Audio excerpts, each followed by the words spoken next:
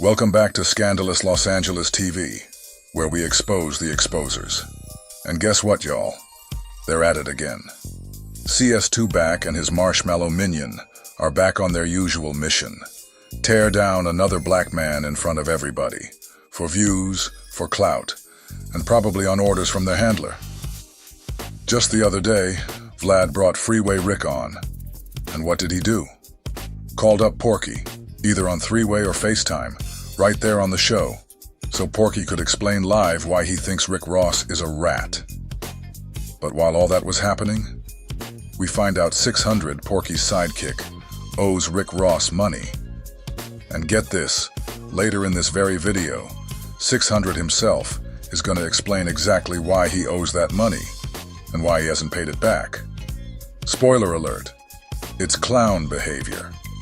It's unbelievable watching these dudes play the game like this, especially now that we know who's pulling CS2 Back's strings.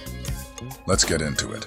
All right, now Rick, I had Wack100 here recently, and me and him were arguing because he claimed that you had some level of cooperation, which I tried to argue with, but he seemed to have certain things in mind that I wasn't familiar with. So you actually saw this interview, right? Yeah, I saw that, man. It was a joke, really. I mean, when you hear people who have never been in a courtroom, when you hear them talk, they don't understand the law at all. And in my opinion, Wack is one of those people who don't understand the law. What he calls cooperation, people who are going to court fighting cases, we call it discrediting police officers. So, and what I mean by that is, first of all, anybody who go to jail is really committing a crime. The first thing they say is, I didn't do it. Even if they did do it, they're gonna say the police is lying. He planted wasn't my I didn't have a So all of those are forms of discrediting police officers. So when a police officer gets on the witness stand and they lie, and then you get on the witness stand and you tell them what really happened, that's not cooperation. That's called discrediting police officers. All right, well, let's go ahead and FaceTime Wack. Let's actually get his take on it in person. I got Freeway Ricky right here, and he wants to address what you said in our last interview. What up, Wack? What's up? What? Me in a whole lot of BS. No, I didn't get you in nothing. You brought that up. You should have already known when you bring my name up. I always defend it. You gotta remember, I know that what you did with the dirty police, we never gave a about that. That's it. So what? Right? But I didn't know nothing about all the plugs and connects in Ohio and some dude in Miami and something they had. You shouldn't, if you don't know, you shouldn't mention it. What do you mean, stay out of it?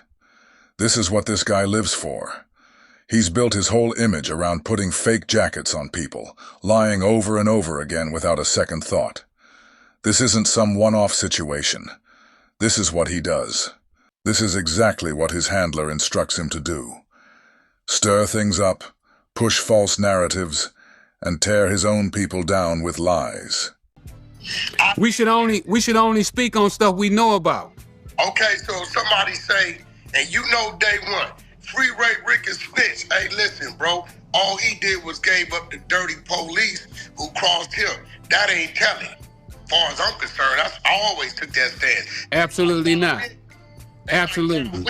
We ain't talking about that. We talking about he gave up the connect. The connect told on me. What the f they talking about? They don't read. You got people, you listening to people who don't read and don't know nothing about the law. Exactly. And that's why CS2 Back with Loose Coochie Cannon and 600 the Crip cop went live in front of everybody and read a fake incident report to the whole world, saying it was real paperwork because they don't read. Thing is, if you actually took 2 minutes to look at it, the clues were all over that report. But they didn't read it, and it costed them $2,000. But make no mistake, these dudes are paid to run plays like this. Okay. My connection set me up. Okay, so I can remember what they was reading. They was reading something, and my man had it, right? And it was something about something in Ohio. You had something going on in Ohio? I got arrested in Ohio. Something about Ohio. That other dude name who I didn't heard you mention. I know this might be a little off topic, but I couldn't help thinking about it while listening to him question Rick Ross about being in Ohio. When do any of these platforms, Vlad and Adam22, ever turn the camera around and ask him about being CS2 back? That's what I'm trying to figure out. At least DJ Academics brought up the fact that he was all in Big U's paperwork. But Vlad will sit there with him, face to face, episode after episode, and never press him on any of it. Funny how the ones doing the most accusing never seem to get questioned themselves. That was working with the government, Clanton, whatever that dude name is. Blandon. Yeah, Blandon allegedly plugged you with somebody in New York, and you gave them up. I don't know. Listen, they reading it. Wait a minute. Hold on. Let me tell you something.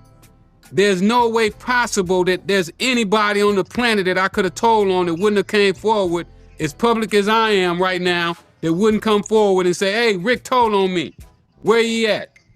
This what I'm going to do. I'm going to go get what they got, and I'm going to send it to you, because they got it. That's why I couldn't. They ain't got nothing. They got dreams and lies. It also says what I've always stood on, which he cleared up. Well, Rick, that's the biggest mistake. You can't hold Porky up like he's something more than what he is. He's not. He's lower than low. One of the most underhanded, snake-like people you'll ever come across. This man got on the internet, built a platform off lies, and in the process, lost his family, lost his wife, all behind this fake persona. He'll throw anyone under the bus, make up stories, spread false paperwork. Whatever his handler tells him to do, he's doing it. No backbone, no honor. Porky represents everything wrong with the game right now. A puppet with a platform. And unfortunately, I guess you're just starting to see that for yourself. Alan Grumblatt's money has basically financed Porky, a known FBI confidential source, and handed him an unofficial job title as the one who exposes black people's cases to the entire world. This dude is literally working with the feds, and his job, straight from his handler, is to go online and smear as many black men as possible. It's crazy how far this has gone. They've turned snitching and smearing into a media business. Porky shot a man in the face with a BB gun at 16 and went to the penitentiary. When he got out, he claimed he never caught another felony and that he wasn't a gangbanger anymore. So what's all this fame he keeps talking about? Where's the legacy? Because all I see is someone who's been running his mouth, trying to act like he's evolved, like he's some reformed grown man. But in the same breath, this is the same dude out here threatening people's families, threatening wives, threatening kids, doing all kinds of reckless clown behavior. And now he wants to sit up and pretend like he's changed? Like he's mature? Bro, just the other day he was bragging about how he sicks the police on his enemies. Dreams and lies. And yes, I did stand up in courtroom and tell that Blandon was a lying. Well, my thing was your time deduction, whatever it was, came from the crooked cop, which I don't give a fuck about that. So what? That was in my first case. Yeah, they showed that. I'm like, nah, you see it right there. That 150 people got out of jail from that, including John Boy, Big Puddin', the list go on and on of the people. Jesse from Main Street, Droopy, all them got time reductions when those cops got indicted. I've always said I support him with that, but it's the other in there of these I never knew nothing about. You know, but you still don't know nothing about it. No, they got some paperwork on it. They ain't got no paperwork. That's make believe. That's cartoon. You shouldn't participate in that kind of. I look at you higher than that. You shouldn't participate in that kind of. I look at you higher than that. You shouldn't participate in that kind of. I look at you higher than that. Well, Rick, that's the biggest mistake. You can't hold Porky up like he's something more than what he is. He's not. He's lower than low. One of the most underhanded, snake-like people you'll ever come across. This man got on the internet, built a platform off lies, and in the process, lost his wife. All behind this fake persona. He'll throw anyone under the bus, make up stories, spread false paperwork. Whatever his handler tells him to do, he's doing it. No backbone, no honor. Porky represents everything wrong with the game right now. A puppet with a platform. No, but listen, for one, if I'm gonna participate in defending you, like I always been, they put something in front of me, I can't ignore it. If somebody put something in front of you, it would be public knowledge. It wouldn't have to be something that you have to go and dig up. You should be able to go to Ohio. You can go to Ohio right now and pull up the news article, and what it's gonna tell you is a $10 million man came to town to face trial. That's what it's gonna say. I'm gonna be real with you. I ain't never dug your up. I've always took it for face value. I'm gonna keep it real. Everything I repeat is what I heard you say. And all you gotta do is pull it up in the newspaper. When I went to court, it was in the newspaper. Well, no, the newspaper, because the newspaper could be manipulated. But where they gonna get the paperwork from? Well, all paperwork is public record, you know that. Unless it's sealed. Where they gonna get it from though? Well, I'm gonna hit dude because 600 them. I'm gonna hit dude and get it. 600 ain't got it. 600 call me all the time. What is you talking about? Boy, 600 ain't got no. Hold on, let me call 600 right now. Where my phone at? Because he was there with me when they brought it. Call him. Yeah, he was there with me when they brought it. All right, here we go. Yeah, get that because he was more on their side than my side. Listen, if it was somebody I told on, they done came public, they done went on Vlad and say, no, I'm just telling you, use logic sense though. If it was somebody that I had told on, he'd already came public and said that Rick told on me. Just like the dude did with Meech. It's the Ohio dude and New York dude. When I went to Ohio, I went to court by myself. And I guess that other dude was down in Florida at the time. That whatever that weird that black. And I've never been indicted or nothing in New York. Nah, it wasn't you was indicted in New York. He had set you up with a plug in New York. And you get 600 on the line. He ain't answering you? No, he ain't answering. He might answer you. You hit him and see if he answer you. Hold on. I might can do this, but we all on here. Hold on. Yeah, let's do this because he was in the room. Share. Hold on. Share. Yeah, but you shouldn't be sparing gossip though, homie. That ain't gossip. They read it. No, that's gossip. What you saying is straight. I'm trying to tell you. What you saying though is straight gossip, homie. They read. You know they don't even do that in the hood. Listen, they read it, bro. Like what the fuck you want? They should have handed you the paperwork. You should have got the paperwork. They should have handed you the paperwork in your hand. Hold on, let's get 600 on it. I'm sitting there defending you, and they shooting it. Only thing I can stand on is his time deduction came from it said that at the end of it, at the bottom of it. His time deduction came from the cops. It wouldn't even have nothing to do with it. That happened in L.A. Yeah. The crooked cops was in L.A. They had all your. How they get all my? The same way they get anybody else. I just never went looking for your bro. I never went looking for you. I just took what you said at face value. I ain't never said nothing. I ain't never told nobody that I didn't snitch. I don't have to prove myself to nobody.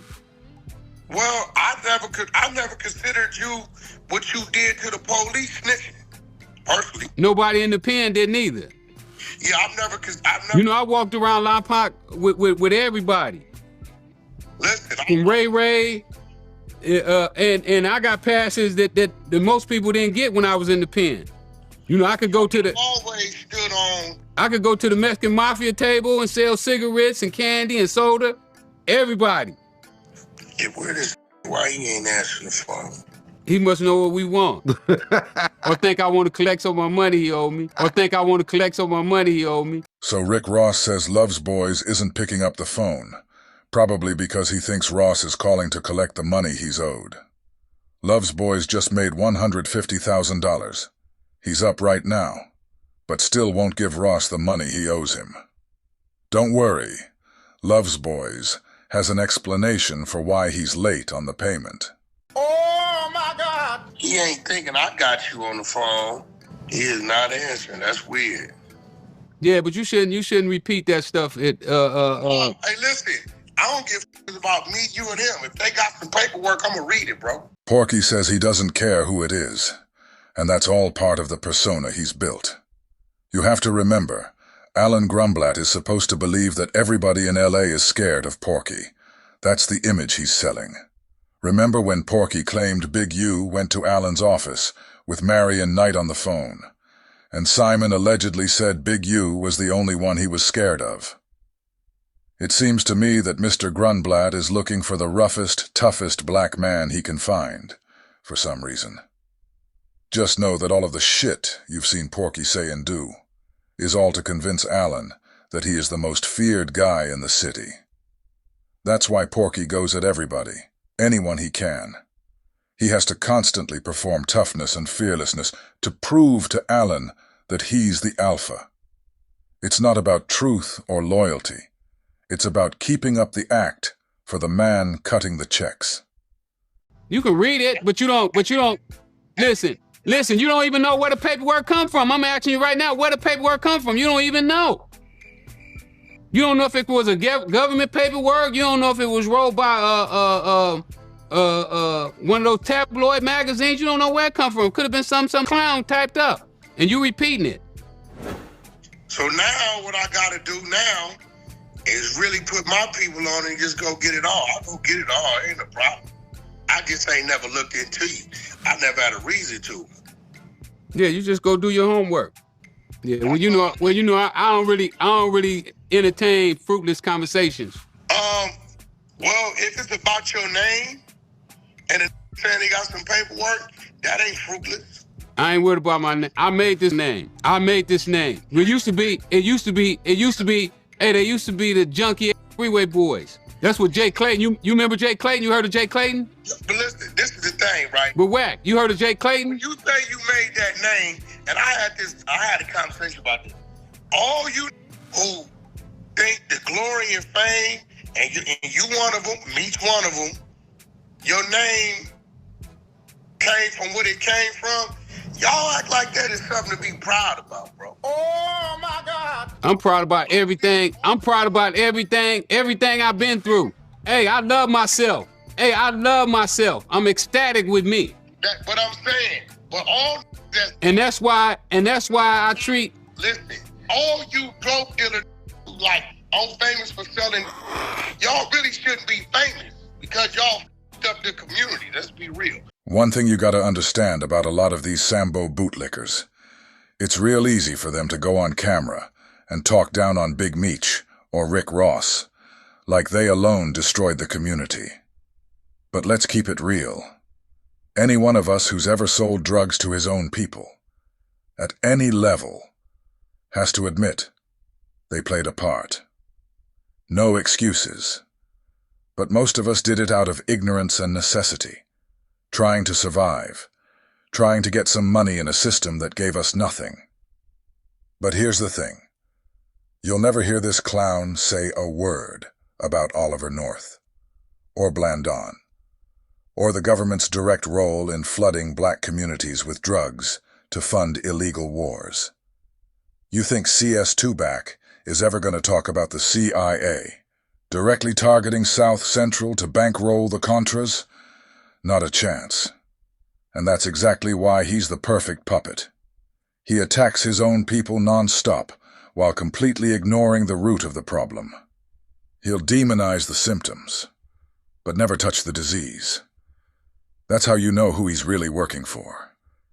And it ain't us. You got your money. You made some money. But if we talking about it at the age we are now, looking back, I'm not, bro. The name I had from game banging and doing something with behind the color, I don't want none of that fame. Porky shot a man in the face with a BB gun at 16 and went to the penitentiary. When he got out, he claimed he never caught another felony and that he wasn't a gangbanger anymore. So what's all this fame he keeps talking about? Where's the legacy? Because all I see is someone who's been running his mouth, trying to act like he's evolved, like he's some reformed grown man. But in the same breath, this is the same dude out here threatening people's families, threatening wives, threatening kids, doing all kinds of reckless clown behavior. And now he wants to sit up and pretend like he's changed, like he's mature. Just the other day, he was bragging about how he sicks the police on his enemies. But what you should be really beating your chest about is your accomplishment when you got out, how you could have did and you didn't, and did something different. But I'm totally against, because when we doing that, we glorifying it and we telling the kids. That's like me telling the kids, go gangbang, put some work in. Look at how Porky moves, always putting words in people's mouths to twist the story. Now he's out here acting like Rick Ross is out here telling kids to go sell drugs. Come on, man. That's not what Ross is doing, and everybody knows it. But Porky, he gets on his soapbox like, I'd never tell a kid to gangbang. Nah. What you do is tell a kid to sick the police on their enemies. That's your version of guidance? This dude is a straight clown, always performing, always spinning narratives, acting like he's got some moral high ground while doing the most underhanded things in the background. It's hypocrisy at its finest. I'll be dead wrong. Yeah, but I respect my past. I did what I did. You respect your past? Absolutely. Absolutely. And I'm not embarrassed, and I'm not embarrassed about what I did. No, I'm not saying be embarrassed about it, but you proud of it? What you mean? That's a question that really can't be answered. When you say, am I proud of it? I'm not proud. I'm happy with myself. I love who I am today. Porky's over here questioning Rick Ross, asking him if he's happy with his past. But let's be real. The only reason he's asking that is because he's not happy with his own. If Porky was really content with his past, he wouldn't have to fabricate stories about going to 9 penitentiary yards, claiming the birth of C.K. Wack at Soledad, a yard he never even stepped foot or killed a Crip on. It's all fiction. But because he's ashamed or feels inadequate, he makes up stories to fill the gap. Then, he has the nerve to sit in front of Rick Ross and try to tell him what he should or shouldn't be proud of, all while he's on Vlad TV, telling the world glorified fairy tales about a past he wishes he had. This is what Alan Grumblatt's money has enabled. A man building a fake legacy off lies, deflection, and contradictions. Okay. And so in order to love who I am today, I have to love everything that I've been through, because everything that I've been through made me who I am today. Had I not went through what I went through, I couldn't be the person that I am today. Now let's get into Lieutenant Officer Love Handles. When Rick Ross let the world know that Love's Boys owes him money, of course, Love Handles had to jump on it. Now the question is, what excuse did he come up with for why he hasn't paid Ross back? We're going to take it back to 2017, 2018, something like that. Just started my boxing career. I'm probably like 4-0, 5-0, 5 knockouts. You know, going to Mexico, building up my record. When I trains from the gym, what's my guy's name? Forgot my guy's name, man. White boy, Rosenberg. He like, hey, you know Freeway Ricky? I'm like, yeah. He like just got out here. He trying to get the boxing game. You know, get some boxers. We might be able to help you out. Sponsors, whatever. I said, well, I want whatever, bro. You know, I've been doing this shit by myself. I want whatever.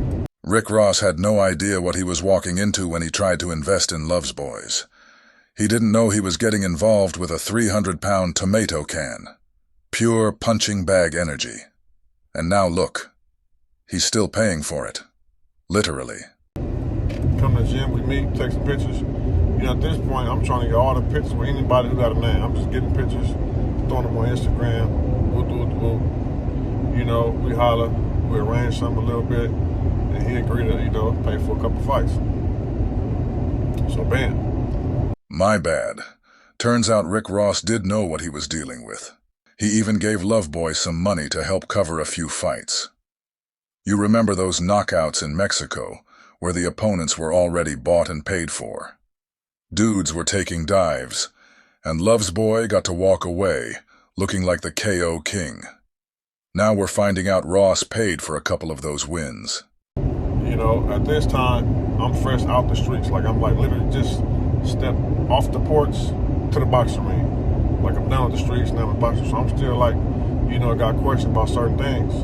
So I ran Freeway Rick name across a couple people.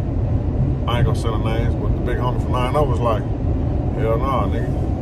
Shit, nigga, ain't no justified snitching. That nigga's a rat, nigga. He come over right now, and I'm gonna walk right past him. Bam. All right. Ask one of my G homies. My G homies like, oh man, you know, he's straight, bro. You can tell on the police. You know, he was like, man, they done killed us, beat us up, lied on us, you know what I'm saying, planted dope on us. You know what I'm saying? Sometimes that's the only get back. You can get back at them hours. I'm like, damn, he cold with it, you feel me? I asked Big U. So mind you, I don't even ask Big U just yet. I tell Big U, let's go to Mexico for a fight. He like, come on, I got the brand new Benz. Whatever year it is, I got the newest year, 2018 S550. You feel me? I pull him up, pick up my boy Mike, he rode with us. I'm about to stop by Freeway Rick house. We'll grab like $800. He gonna pay for the fight. I already got the bread, but you know, we're gonna go pick up the bread. So I run him by Biggie, he like, man, that nigga's a rat. He like, but so what you saying? Don't pull up on him, don't fuck with him. He like, no, that's cool. He gonna get some bread, nigga, but shit. He like, what you mean? Why he giving to you? I said, well, you know, he gonna help me out. You know, I get big fight, give his bread back. Like, man, I want to get that nigga back nothing, nigga. Nigga's a rat. That nigga gonna get nothing back. So y'all hear the story, right? Rick Ross stepped up. He reached into his own pocket, pulled out $800, and gave it to Love's boys to help him out. Now Ross is just wondering when he's gonna get his money back. And what's Love's boys saying? He's saying he can't pay Ross back because Big U told him not to. Surprise, surprise, surprise. I said, say no more. Let's go pull up on him. We pull up on him. You know, take the picture. He give him $800. We slide to Mexico. So just know that this is our life. This is what we do. All right. You know what I'm saying? So the Mexico, you know, you got the fight is on like a Saturday, and the weigh-in is on a Friday. So, you know, we slide there. We pull up on Freeway early in the morning, probably like 8, 9 in the morning. You know what I'm saying? Shoot to Mexico for the weigh-in. Bam. And once you get the weigh-in, that's out the way. You got like a free day to do whatever you want to do in Mexico, Tijuana, to fight the next day. So bam, we check in the hotel, go to weigh-in, bam, get something to eat, whatever. So we go to like the strip club, you know what I'm saying? Like prostitution is legal out there. This nigga Big E is like so thirsty, like, yeah, nigga, you know, because I've been telling you about, you know, I'm trying to convince him to come with me. What's out there, what we can do, you know what I'm saying? Nigga don't eat no meat, you know what I'm saying? He want to get quesadillas and all kind of shit, right? So, you know, we go to strip club because he really rough. Me, I got a fight next day, so I'm not really tripping. And plus, like, I've been there before, so it don't really do nothing for me. So then we go to strip club. He trying to find the bitches, you know what I'm saying? So we get out there. We doing our thing. We'll do it. He come back with two big dick ass bitches. One got some big ass titties. I remember like it was yesterday. He like, give me $100. I said, damn, nigga. We just bust down to 800. I gave you 400. You need some more money? He got my boy with me. My boy with him. My boy be tricking off too. I said, here, man. Go have a ball, man. They got some pussy. They do their thing. I also got my Vegas promoter out there. Let's make sure we're all clear on this. Love's boys said he went to Rick Ross's house to get $800. Then he said as soon as he got back in the car, he handed half of that to Big U. Then when he got to Mexico, Big U had some girls with him. And Love's boy says he tossed Big U more money to do some things with them. So wait, what are you really saying? That you didn't even keep any of the $800 Rick Ross gave you?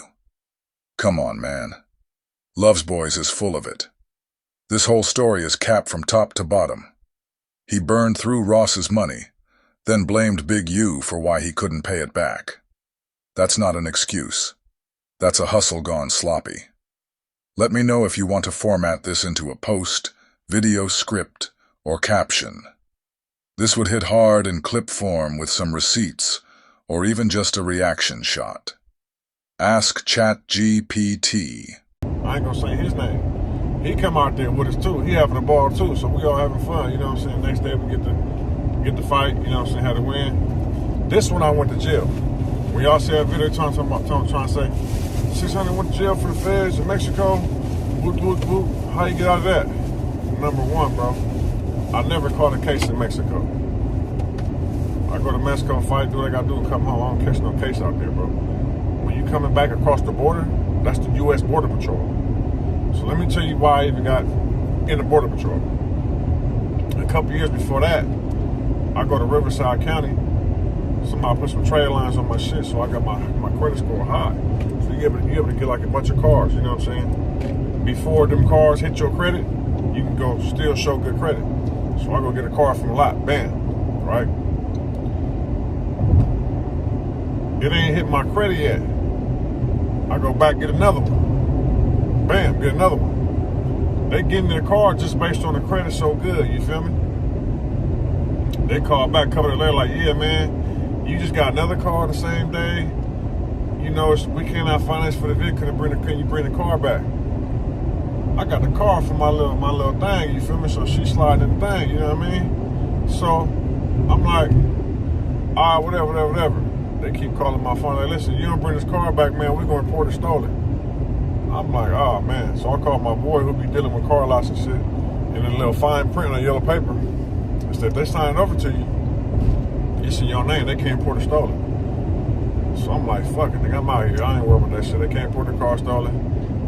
Do whatever you gonna do, you feel what I'm saying? So I don't even know what's going on. Damn near like a whole 6 months, 8 months, probably a year go by. The little bitch go to jail in a car. They book her.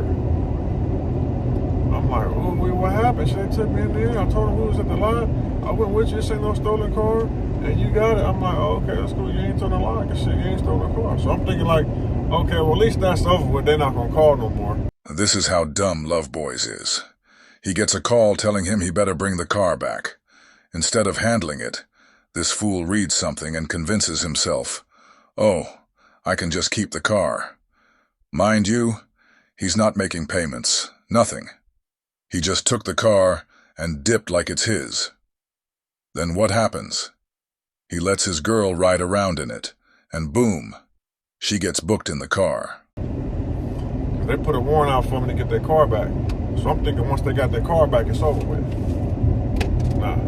So, something like, man, let me just double check. So before my Mexico fight, I had my lawyer run my name.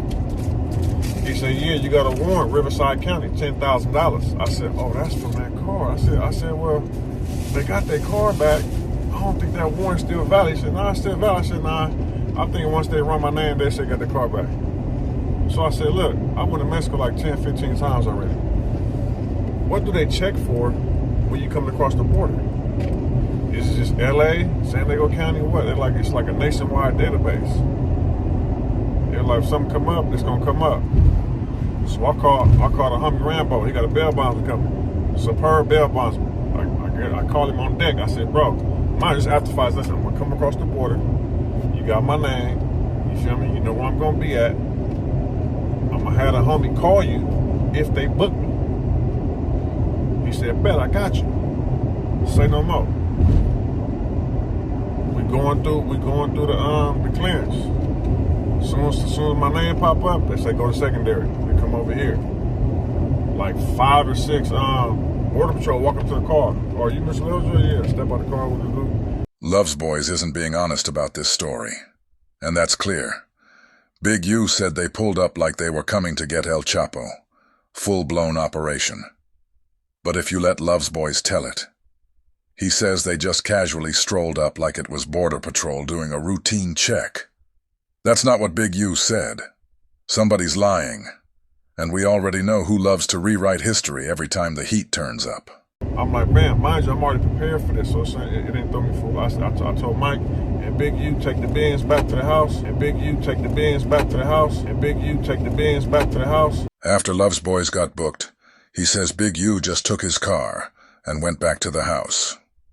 According to Big U, when he got home, he was on the phone with the bail bondsman, because he already had one on deck, and they were trying to find Love's boys for 2 to 3 days. And couldn't. Now do you see why Big U was pressing so hard to get a hold of him? He had Love's boys' car, and the bail bondsman couldn't locate him. Nobody could. Dude just vanished. Then all of a sudden, out of nowhere, Love Boys pops back up like nothing happened. Days later. I'ma figure it out. I got the bail bonds number. I wrote Big U number down on my forearm. I got numbers. I gave him my phones. You know what I'm saying? We straight. I had like 3 phones. I kept one phone, gave him the phone. I'm straight.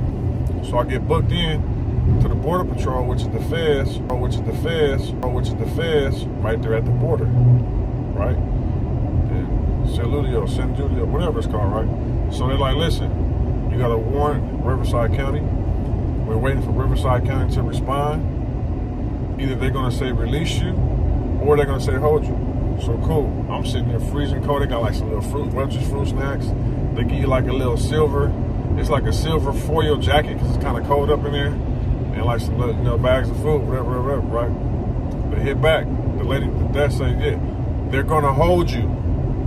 I said, damn, why they gonna hold me? I said, so how long does that take? They're gonna drive away from Riverside, like it's like 3-4 hours. They're like, well, how it goes is this. If they don't come something, you're gonna leave here and you're gonna go to San Diego County Jail, and there you can bail out or do whatever you're gonna do from there. I said, cool. Bam. So they take me to San Diego County Jail on like a little van. And I believe it's like right next door to the federal jail out there. You know what I'm saying? Take me up in there, book me up in there. So they got me like a little holding tank. I'm in that motherfucker, mind you. I'm fresh off a boxing match, first round knockout, so I'm in that motherfucker shadow boxing. Yeah, I'm shadow boxing in the whole tank. Imagine walking into county jail, and the first thing you see is a fake boxer in the corner, shadow boxing, not talking to nobody, no bail, no belt, just throwing invisible punches like he's warming up for a title fight in the holding tank. You really can't make this shit up.